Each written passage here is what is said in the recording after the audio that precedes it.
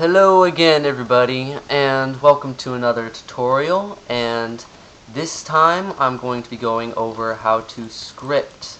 Just really quick basic stuff. If you remember from the last time, let's see, if you remember the last time how to get around Studio. If you're wondering what this is, it's just a toolbox. It tells you like the stuff that you have and everything, basic objects. Properties, I forgot to go over properties. Very important. If you select a part, or a script, or whatever, properties menu shows up. It tells you all about it. It tells you the brick color. You can change the brick color from the properties menu. You can change the material, concrete, diamond plate, foil, grass, anything you want, slate. Reflectance. Want it shiny? Well, actually, only reflectance and transparency works if it is plastic. If it's plastic, then you can make it all shiny and stuff. Let's see, watch this. See, now it's slightly transparent. Can you see that? You see that? Yeah. Okay. See, but watch this. As soon as it goes to slate, it's automatically 0 again. Notice, everything, if you go to 5, like 6 transparency, or 6 reflectance, it will be the same as 1. So, honesty, it only goes up in the decimal point. The maximum is 1, the minimum is 0. You cannot have a negative transparency. If you go 3 transparency, it'll just be the same as 1. You can't get any more transparent than 1, so it's kind of pointless.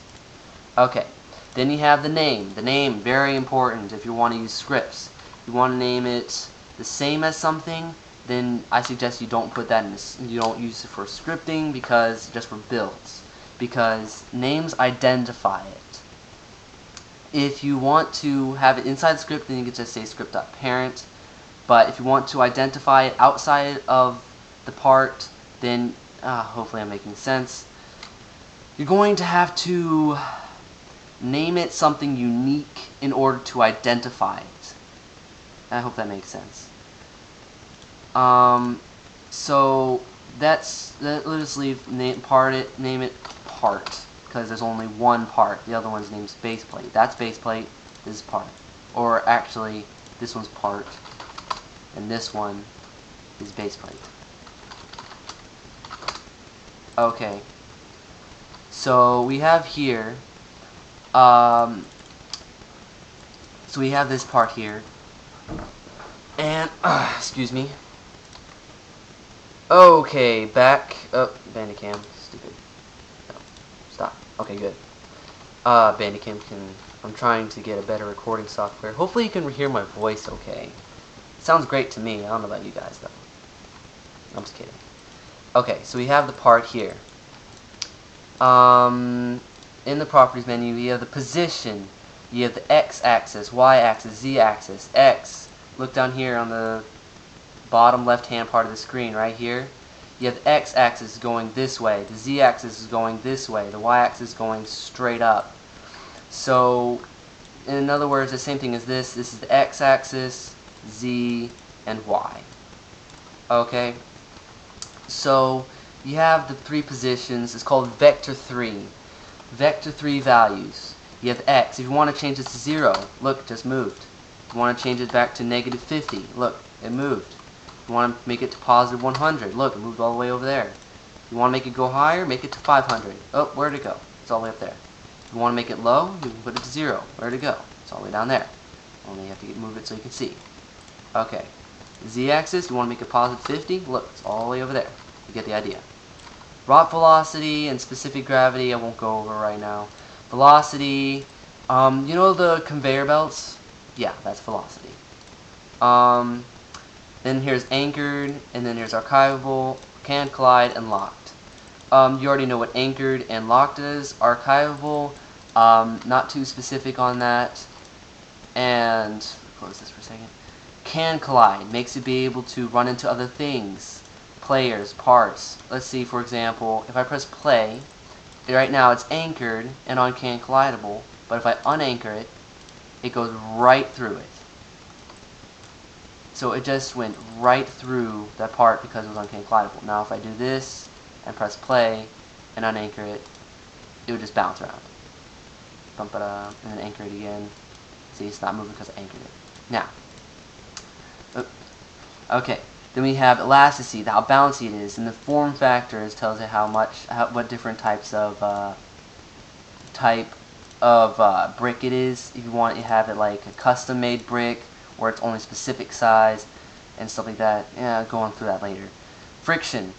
Friction is on how smooth or rough it is. If you have it on very high friction, oh, for crying out loud, I always get confused between the two. If it's low friction, you slide on it, like ice. I bet you played all that once.